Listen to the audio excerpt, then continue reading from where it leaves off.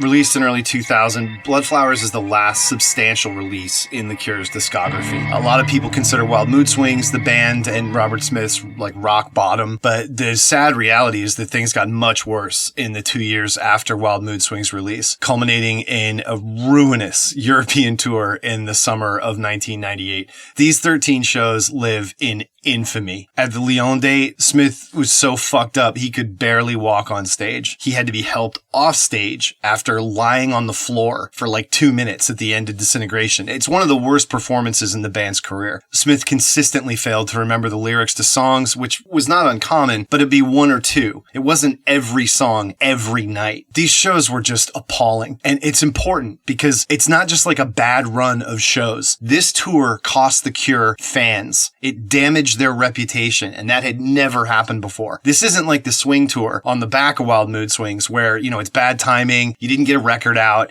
it's a weak album, people just didn't show up. In Europe, The Cure had been bulletproof for 20 years. They sold out everywhere. They almost sold out the O2 in Prague on the 96 original leg of the Swing Tour. But, Jason Cooper was still shaky in 98, and there's no new material to market here. And you add in Smith, who's going through this self-pitying death dance over turning 40, and The Cure just became a walking embarrassment. Even diehard fans were saying it. They should really call it a day. This is getting bad.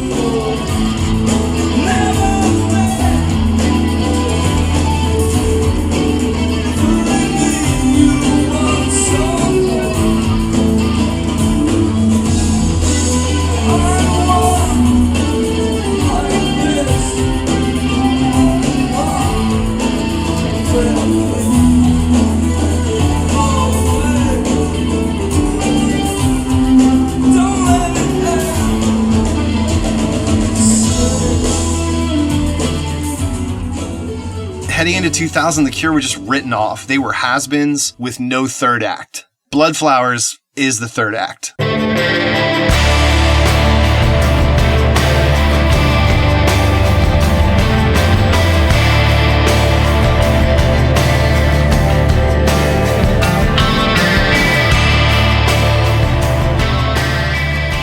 The years between Wild Mood Swings and Bloodflowers ran pretty much the same as the years between Wish and Wild Mood Swings, but without any music to show for it. Nothing happens. Smith bounces from whim to whim, one favored collaborator to the next, who's in, who's out, who's got his ear. It was really like a Henry VIII situation with Smith and The Cure after the Wish tour, and it still is today in so many ways. The guys in this band were already living legends in their 20s. And they all but wasted their 30s. They threw away 3/4 of the 90s. And that continued right up to where Smith's about to turn 40 in 1999. But to people in the music industry, 40 is not old. 40 seems old to music fans and music critics who relish the chance to take pot shots at an aging rocker's physical slide. Smith wasn't able to pivot into something that fans and critics could embrace. He wasn't able to become sort of a Gary Glitter dad rocker, where everyone's in on the joke. It's got layers to it. You can access sort of nostalgic, winsome emotions, but most of it is panto. I think the reason is that Smith just wasn't old enough. The Cure weren't old enough and hadn't been retired enough because of all the stuff they were throwing together and the little compilation tracks, but they kept getting huge promotional cycles. And that's what made them feel so dated, because they shouldn't have been getting that attention. The material didn't warrant it. For a second of your life, tell me that it's true. Waiting for a sign, it's all I want of you. Your heart hides a secret, a promise of what is, or something more than this. The big highlight in the late 90s, up until the release of Bloodflowers, is January 1997. David Bowie invites an all-star cast of musicians to celebrate his 50th birthday. You got Lou Reed, a baby Foo Fighters, Billy Corgan, and Smith shows up and he's sober, he's pulled together, and he accompanies Bowie on Quicksand and The Last Thing You Should Do from Earthling. Quicksand was probably the highlight of the entire evening, and you hear the crowd cheer when Bowie announces him. There's no mistaking the power Robert Smith has, even at this point, as a name. There's a friend, guy from England with one of the best, I think, most eccentric British bands. I've been a huge fan of theirs for years. This is Robert Smith from The Cure. It's really rousing, and Robert totally does it right. He knows he's the attaché here. You know, he's here to serve the king. Frightened by the total goal, I'm drawing to the ragged hole. I ain't got the power anymore. No, I ain't got the power anymore. And the music director of this event is Bowie's longtime songwriting partner and guitarist since Tin Machine in the late 80s, Reeves Gabrels. Gabrels is exactly the guitar hero Smith has been missing since Pearl Thompson left after Wish. And Reeves is more than that. He's something Smith has really not had. Reeves is a polished songwriter and studio player, not just a live gunslinger. And most importantly, he's been working with David Bowie for 10 years to this point. Like, if there's anyone more famous and imposing to consider working with and in the shadow of than Robert Smith, it's David Bowie. Reeves Gabrels can basically just walk around anywhere and get a gig, because it shows everybody, it certainly shows Smith without a word, that this guy can hang with David Bowie. He can watch that man, let him be the star, and give him the kind of bedrock, the foundation, and the confidence to do what he needs to do, and know that so much of this other piece, it's handled. While Gabrels doesn't join The Cure permanently until 2012, in the window between Wild Mood Swings and Bloodflowers, he is Smith's songwriting partner, and Smith completely gives the reins to him. Wrong Number was a pretty alarming single. It went completely electro. I had the best laid plans inside of a miracle. Started on the church, 10 minutes with a daily. Run the blue soul with a snow white smile. Can you dig it? Dig it? Can you dig it? I had the best laid plans inside of a miracle. It really gets up my nose that he steals his own vocal melody. Essentially, he takes it from Open for the chorus of Wrong Number. But it's definitely a Cure song in the vein of Fascination Street and certainly Never Enough. Wrong Number ultimately works. Yes, it sounds like the older Robert Smith and the new Cure and all that, but I'd rank it over all but like 3 songs on Wild Mood Swings. Gabrels and Smith do a trade. Smith sings on a song on Reeves' album, Ulysses, called Yesterday's Gone. This song and Gabrels' album, Ulysses, were kind of botched early direct internet releases, and for that reason, they've sort of been lost to time. But this is a very important song because it's the sonic and really even the emotional template for about half of Bloodflowers. Something I heard, or maybe something I read, was like yesterday's over.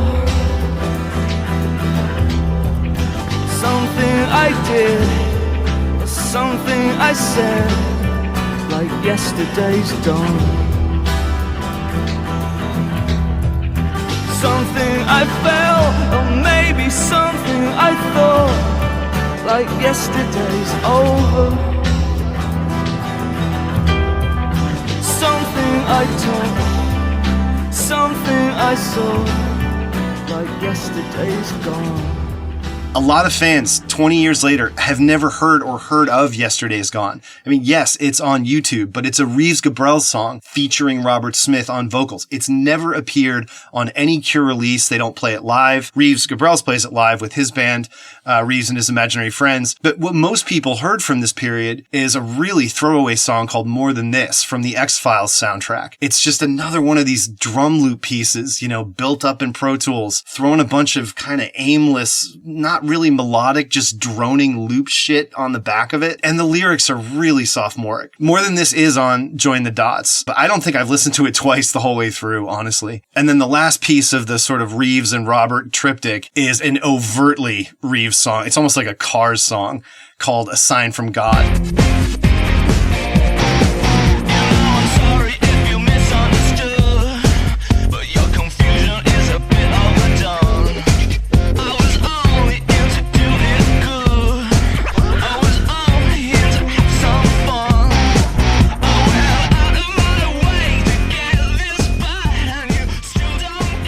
For whatever reason, this didn't go out as The Cure or Reeves Gabrels, but as Kogasm, the worst fucking band name of all time. It appears on the Orgasmo soundtrack. Not that anybody remembers this movie, but it was Matt Parker and Trey Stone's self-indulgent piece of piss paid for with South Park money, and it's all coming out of the fact that Smith had guest starred famously relatively early in South Park's run, where, you know, Kyle infamously screams, "Disintegration is the best album ever!" And like, that's all that episode's about. The Mecha Streisand episode of South Park. It's just Trey Parker and Matt Stone using their platform to broadcast that sentence on American television. Disintegration is the best album ever. You know, he let things get to this point. He'd been running away from himself and from The Cure as a concept all through the 90s, and he just couldn't see what the problem was. And it's that he wasn't writing good enough music that could support or extend or even justify the continued existence of The Cure. And if he was going to get over and conquer this increasingly hardened public opinion that The Cure had nothing left, there's only one way out. Write a good album.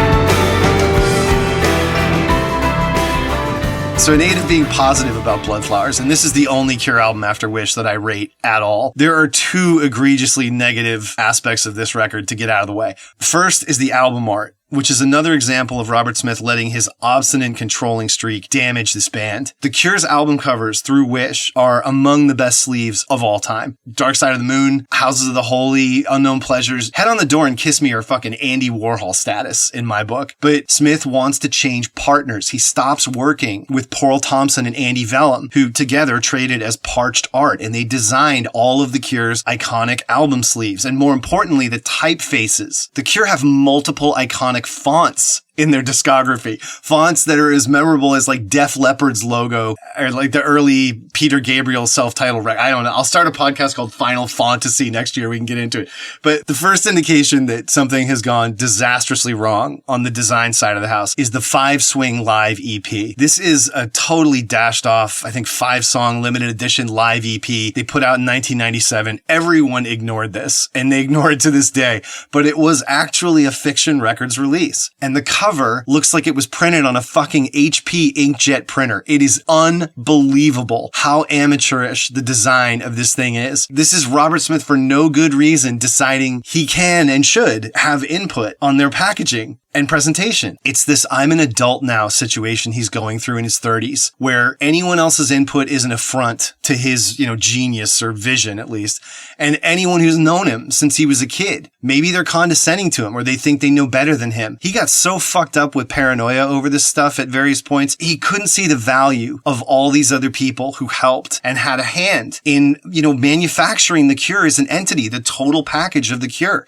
It takes a village, and Smith started kicking against it. He was blowing up the world for the sake of satisfying his ego. And for Bloodflowers, he outsources the art direction to Stylo Rouge. So Stylo Rouge is Rob O'Connor's shop. He broke out with the Creatures Wild Things EP in 81. This is the one with Susie and Budgie half naked on the cover. But his foundry's like 20 years old at this point, and it's just become a production shop. He's handing out assignments to his underlings. And from here on out, there's a credit you can see on all the Cure's 2000s releases. Smart, with the S&M in lowercase and the art in all caps, that's Robert Smith. So the design is terrible and overlorded by Smith. And then the logo, this like childish digital scrawl, this is done by a 22-year-old intern at Elektra Records who just graduated SVA. And next to it is Bloodflowers in all caps in fucking Times New Roman. Like, this is the most basic font, after Helvetica in the English-speaking world. Like, honestly, the only way this could have been worse is if they used Transport, the UK highway road sign font from 1957. It's just shocking. And the booklet is also all caps Times New Roman with like low resolution shit copy paste of random studio photographs Perry Beaumont had been taking. The image of Smith himself on the cover is pixelated to the point of absurdity. Whoever did this knew nothing about digital design and what you need to do in terms of pixels to translate that into print. It looks like a homemade CDR cover a 14-year-old kid made in Paint Shop Pro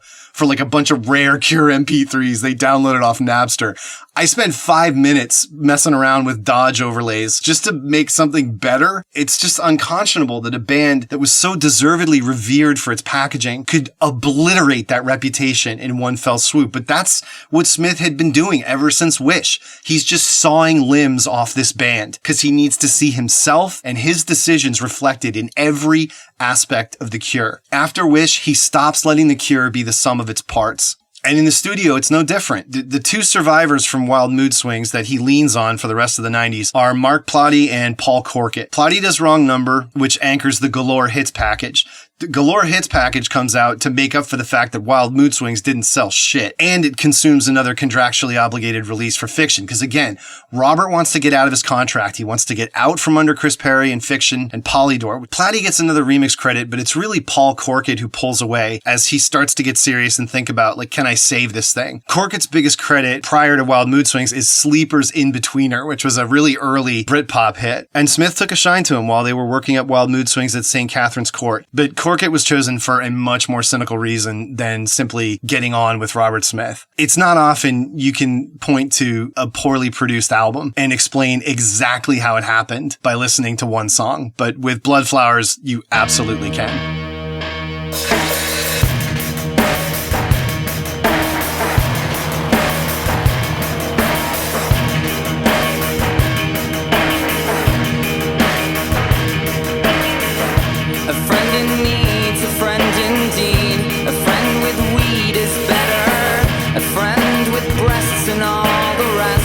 Paul Corkett was the second. He was the engineer on Placebo's Pure Morning, and he applied every technique used on that song to Bloodflowers at Robert Smith's invitation. Ian Cooper, the guy who masters Bloodflowers, was mastering Placebo's Black Market music at the same time. A friend in need, a friend indeed, a friend who'll tease is better. Our thoughts compressed, which makes us blessed and makes for stormy weather. Days dawning, skins crawling. Days dawning, skins crawling. Pure morning, pure.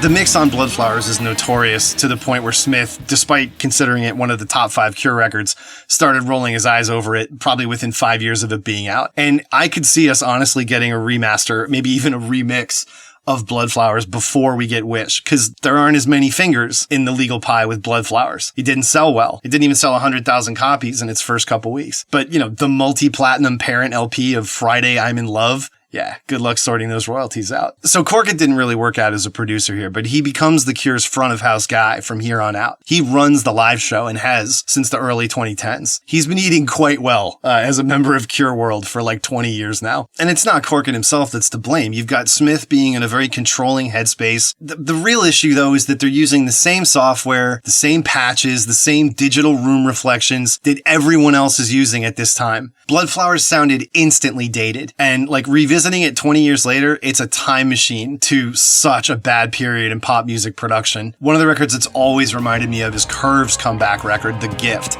And it uses all the same patches, it's totally quantized, and it straddles the same problem that brings Bloodflowers down.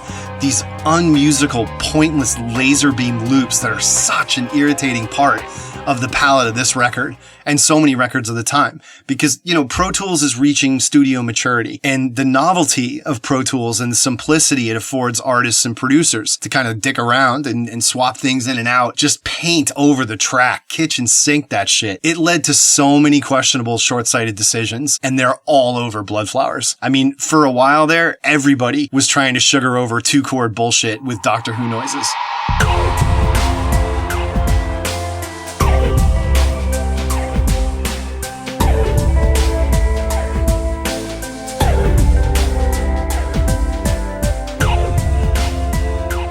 So in line with almost all Cure records, the best song on Bloodflowers is the opener, Out of This World. For me, Smith could have just released this song and walked off into the sunset. It's that good. Out of This World encompasses everything everyone who ever knew and loved the Cure wanted to hear just one more time. That 2-note droning bend, this urging rotavibe explosion that leads into the main guitar line, this sparkling bass 6 lead.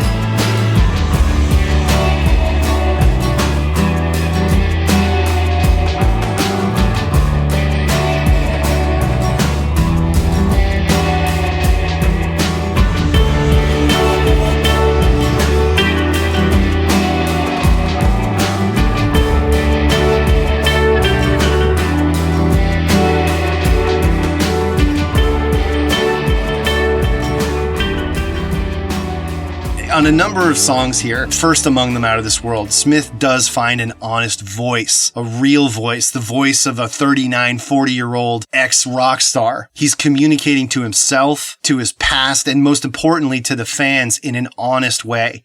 Like, he's still in there somewhere. He can still find his way to the middle of the maze and paint that panorama of the Milky Way. We look back at it all as I know we will.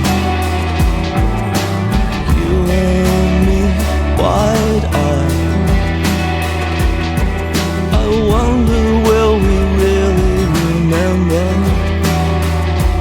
how it feels to be this alive?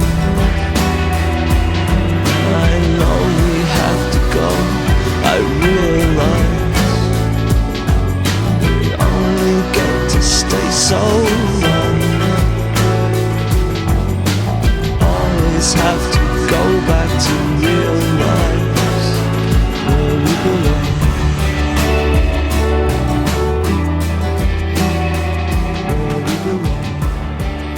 There's kind of nowhere to go but down for me from here, and Watching Me Fall, a 12-minute tirade of Hendrix pull-offs and like John Bonham fills. I like this song fine. It's twice as long as it needs to be, and it's just a horrible sequencing decision. And it is full of those stupid booble beeble, Pro Tools loops bubbling around. But there's two really important, successful aspects of this song. One is you get the full-throated, committed wail from Smith in the choruses. He's almost got the full raging bellow as perfected on The Kiss. For my money, that's the vocal performance of Robert Smith's career on The Kiss. He never reveals more of himself emotionally, and I mean even physically as a singer, as he does on The Kiss. But beyond the vocals, Watching Me Fall hides one and only of the biggest surprises in The Cure's entire discography. There's a downshift in this. Like, for a band that's pretty well just played 4/4 or at least straight time, like, 6 different ways is sort of a 6/8. To hear them do something like this, it's so unexpected and so unlike The Cure that it almost feels like it pivots to Zeppelin or like it's a fucking prog rock or something. Oh, what you make scream.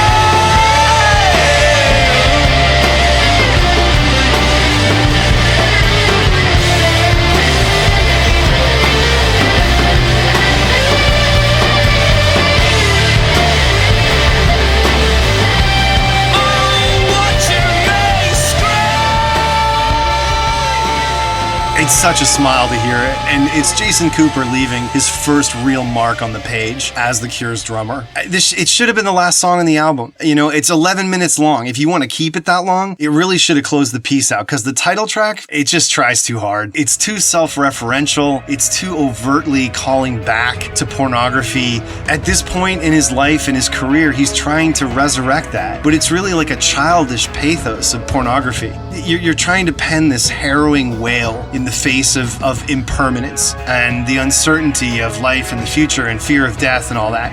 But how can you do that when you're 40? Smith's already dealt with death in real life, which is to say that at this time in his life, death is no longer romantic. It's no longer tragic. It's no longer a curse. Death is part of life. You hear that in Cut Here, the single that comes on the heels of Bloodflowers. This is his down-to-the-bone, sort of naked paean to Billy Mackenzie, the brilliant bon vivant frontman from The Associates. From a distance, Mackenzie doesn't seem as important, but to everyone who knew him, he was just such a cherished personality and unique one-off guy. But his suicide in 1997 was definitely a factor in Smith's sort of downward spiral leading into 1998. He'd lost touch with him, and Cut Here is about the fact that Smith is kind of beating himself up for the fact that he wasn't paying attention, and Mackenzie might have really needed him, and maybe he could have made a difference. And that's the kind of baggage anyone has coming out of a suicide. But for that, the lyrics are obvious and literal, and they're far more sincere than so much of what he'd been shoveling since Wish. It's not a Cure classic, but, much like Out of This World, particularly in the finale, it calls back to lots of signature Cure sounds, and it resolves in a pretty charging finale. But it's a worthwhile curio. I like Cut Here. I revisit it from time to time.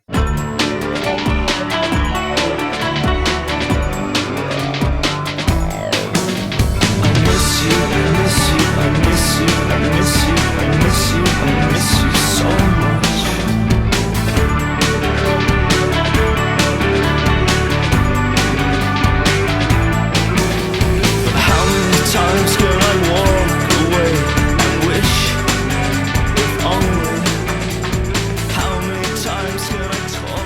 And so, despite its length, Watching Me Fall is sort of a piece with 39 later in the record. And on the one hand, this is a more melodramatic restaging of End, and it lacks End's kind of in-the-moment, jamming, druggy swagger. End happens in real time. And for me, that makes it all the more powerful. It's kind of uncertain. It feels like it could fall apart at any minute, where 39 is just so much more mapped out, like right from the title. Smith's sitting down and thinking, yep, time to write the song about turning 40. And, the analogy he settles on is a fire going out.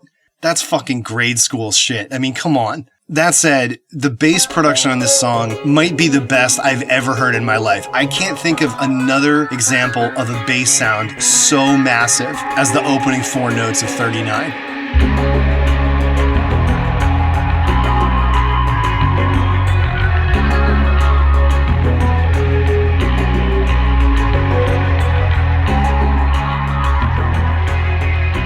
And the song works, but it's almost the same melody as Watching Me Fall. Once they've stacked all the guitars and it's just gotten compressed to shit and piled it with pads, and it's just well-covered ground, even within the context of this album. Beyond Out of This World, the high points in this record for me are The Loudest Sound, which is kind of a more spare approach to the same sort of sound as Out of This World, and then Maybe Someday. It's full of Pro Tools loop bullshit. It's overlong at 5 minutes. It's like All I Want from Kiss Me with a backbeat. No, I won't do it again. I don't want to pretend. If it can't be like before, I've got to let it end. I don't want what I was. I had a change of head, but maybe someday, yeah, maybe someday. Which is a big adjustment, because you're having to contend with Jason Cooper's overplaying style for the first time. The middle eight's pretty solid, but we're functionally listening to the same song twice. This needed a trim to 4 minutes and maybe another move. It would have made a world of difference. There's classic Cure guitar tone in here. Smith's voice is sorted out. It's very strong. It's a pretty neutral, unremarkable set of lyrics, but it does hold together. And given that there's only 9 songs on this album and most of them are 4-chord dirges, it really would have been nice to polish up something resembling a single. Fiction did release Maybe Someday as a promo ahead of the record, but it was the album edit. And The Cure were, in 2000, no FM radio stations giving up 5 minutes to The Cure, a bunch of 40-year-old English goths, when, they gotta log those vertical horizon spins, baby. He's everything you want.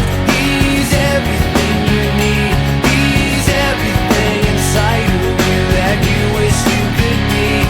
He says all the right things at exactly the right time, but he means nothing to you and you don't know why. I am everything. So The Loudest Sound is kind of a restatement of Out of This World, but Smith lands a solid left hook to any Cure fan with the guitar leads. They're right up to snuff with the original article. And Roger O'Donnell's synth pads are completely on point. And add to that, vocally, it's that same majestic, centered voice, the same one on Out of This World. And this is how I'd prefer Smith sings everything past this point in his career. It's a place anyone would be fine with him speaking from the distance of accomplishment and experience. He's earned the right to not try to force, this honky, fake, sexy, I don't know what the fuck he's going for half the time. If you're gonna write meaningful music, it has to come from an honest emotional core. Yesterday's Gone, absolutely. The Loudest Sound, absolutely. And Out of This World, the ultimate example of 3 solid songs here where Smith has really figured out what he can do that will resonate in a way that's lasting. Side by side in silence,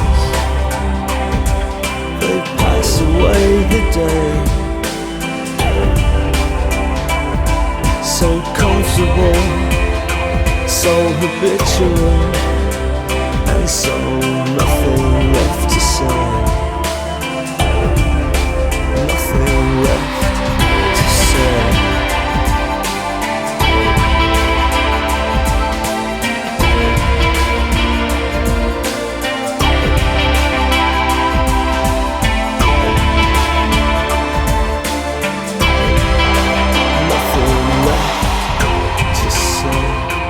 And it's weird because The Last Day of Summer tends to get all the praise on this one. It's one of the most spun songs on the record. And like 39, it's supposed to be Smith reckoning with getting older, falling out of the spotlight. It's like it's too face on. The message is just so heavy-handed, and it takes a full 2 minutes of pretty subpar sort of Cure architecture being built up until the vocals come in. And they're so frail and they're mixed so low that you don't even realize he started singing. And I feel the same sort of about There Is No If. There's just too much melodrama. It's like black eyeliner mall goth. You know, if you die, so do I. I mean, I just can't deal with that shit anymore. Plenty of fans have and do. There's an entire audience that came to The Cure already being this obvious and theatrical, and it's normal for them. And this doesn't feel forced or obvious or kind of performative and theatrical to them. You know, I can't blame them for arriving at this band at a different time of life than I did. That's ridiculous. But, you know, neither can I experience the version of The Cure they did. My least favorite thing on here is Where the Birds Always Sing, because it hangs on a riff Smith's been using for like 30 years. It's, you know, Chain of Flowers. It's, you know, half the Cloudberry Lost Wishes stuff.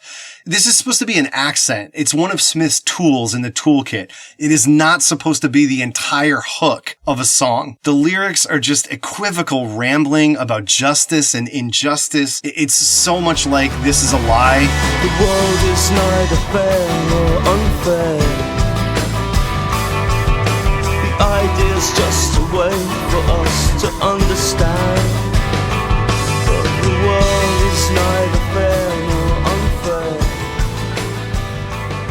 I mean, when you read the reviews, Bloodflowers got savaged on release. It was fucking pilloried in the UK and the US. Almost everyone said it was just this tedious, unending slog, and this song to me is emblematic of that. This is the kind of false Cure that has been creeping in. The Cure that's Robert Smith's trying to second guess what the Cure or he should be singing about. As I've said throughout my dialogue on the 90s, it just creeps in worse and worse. But the weirdest thing about Bloodflowers, and it sort of echoes something that was said about Wild Mood Swings, is for me, maybe the most poignant song Smith writes for this record is left off it, which is Spilt Milk. Spilt Milk was set up similar to Yesterday's Gone, the Reeves Gabrels song, as an internet-only release. So it's in this weird legal limbo. It's not on Join the Dots, the 4-disc B-side collection that, you know, marks the end of the Cure's association with Fiction Records. And it dates from a time where nobody was thinking about lossless audio quality. So I don't even have a lossless FLAC or high-quality copy of this song. Spilt Milk was part of the original demos for Bloodflowers. These were bootlegged relatively shortly after as Lost Flowers. And Lost Flowers is totally on YouTube. You can check this stuff out. What it reveals is that Bloodflowers started out, as you'd expect, as a bunch of lifeless Pro Tools bullshit. Smith could see it was turning into like Round and Round and Round and Wrong Number, and just more sequenced bleer that has no gravitas at all, and he binned all of it. The only two songs they finished were Coming Up and Possession. You can hear the direction they were headed in, and you do have to give Smith credit, because he stopped the train before it went completely off the rails. But I rank that song over and above almost everything on this record. Sometimes I wonder in the back of my mind. Sometimes I wonder if I'm killing all my time. Sometimes I wonder if I'm giving up my real life. What I could have done, where I could have been, when I should have gone, what I should have said, who I would have loved, how I would have dreamed, and if it's always too late. The live show still had a ways to go. You still had the loud chorus of fans pining for Boris Williams. It persists to this day, and it just sucks for Jason Cooper. He's saddled with the memory of a certain style, but that's not the problem. The reason The Cure stopped sounding like The Cure, and I've been saying it throughout this entire podcast, it's not that Jason Cooper wasn't a good drummer. He absolutely is. And it's not even that he doesn't play the way Boris does. It's because they started using loops in concert. They'd never done this before, and it turned them from a live band that, like, without a net, just raging, a total fucking rock warhorse. At their peak, I've said before, they were as good as like Quadrophenia era The Who. As soon as you add the loops and you start locking the performance down to a click, you're the fucking Thompson Twins. The Cure lost all of the manic energy they were cherished for. They would burn the fucking place down 3.5 hours. Good nights are bad, but they lost all the extemporaneous kind of subtlety that you need to work a concert, to feel the energy and play with it. Like, should we lay back a little bit during Fascination Street because of the way the vibe is, what it's feeling like right now? Let's mind the groove. Fascination Street's going to be a little more psychedelic and wall of sound tonight. Or are things kind of dragging? And let's tear into the Hendrix, underpinnings of this and thrash the shit out of it. It's been this way ever since Jason Cooper joined. They no longer have the ability to do this. And it's a choice Robert Smith made. They still play plenty of songs straight without loops, but I'm pretty sure there's a click track in there. I mean, the bottom line is some pragmatic changes were made to ensure like repeatable quality of the live show, which is fair enough to fans, but not a lot of the fans understood what they were missing relative to what the Cure had been. And maybe, if you had been listening to In Treat or, bootlegs of the Cure back in the Boris days, man, it's fucking exciting. Like the albums are already fucking great. And then you hear these live performances where they're just like fucking going crazy, shredding, to hear the variety of their moods in these bootlegs and all these different concerts was just so rewarding. Whatever those changes were, they stabilized things for the 2000 Dream Tour in support of Bloodflowers. And they also stabilized things by playing more rational venues, 5,000, 7,500 seat houses in Europe and 2 nights at the Greek Theater instead of Dodger Stadium. Right-sizing their draw was an important step because they needed to confront the band's reach. And that meant the energy levels were higher. You sell out a smaller venue, that's better than a half-empty Coliseum. And they ended the tour wonderfully at Jones Beach. This is a pretty legendary show because Smith was leaning on the "this is our last tour ever" bullshit harder than he had since Disintegration. And the Dream Tour just felt successful for all these choices. Bloodflowers is an estimable redemption of the Cure and Robert Smith. He thought more seriously about walking away from this band in 1998 than at any point since Pornography. Actually, in 97, 98, I thought I didn't really enjoy the Cure anymore. That was the first time ever that I'd really not liked being in the group. And for about a year, I had enough. And, he stopped short of blaming all the outside influences that had distracted him. But the marketing of Bloodflowers was a leaden and over-serious process as a result. He declares it the conclusion of a trilogy of great Cure albums. Like, before it's released. That's pretty fucking bold. He's saying this is the last part of a trilogy with Pornography, Disintegration, and Bloodflowers. From the moment this copy hit the wires, fans were aghast. Because we've been referring to 17 Seconds, Faith, and Pornography as the trilogy since the mid-80s. And it's not like Smith doesn't know that. I mean, the trilogy is what made the Cure's name. That is hallowed ground. If you want to co-opt that to market a new album, that's just pure fucking hype. Like he was instructing the fans to inter Bloodflowers as part of the canon, along with the body of good works, he hadn't gotten near adding anything to. For 8 years, he had done nothing.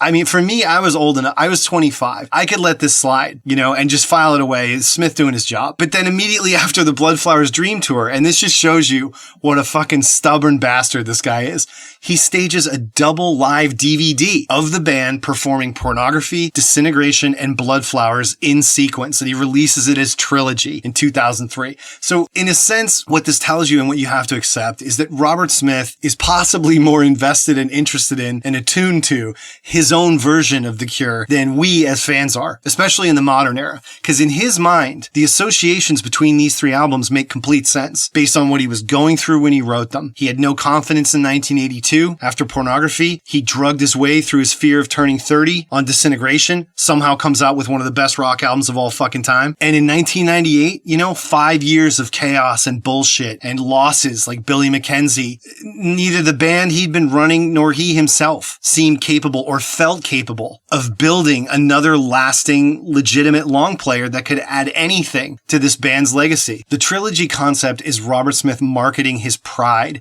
in having accomplished this and having written a significant, if not important, Cure album as he's turning 40 years old. But, is Bloodflowers a peer to Pornography or to Disintegration? Of course it isn't. It's the only decent album the Cure have recorded since 1991, but it's a C+ at best. Whether it introduced you to the band or it arrived as kind of a welcome rejoinder to Wild Mood Swings, Bloodflowers belongs in every Cure fan's collection. So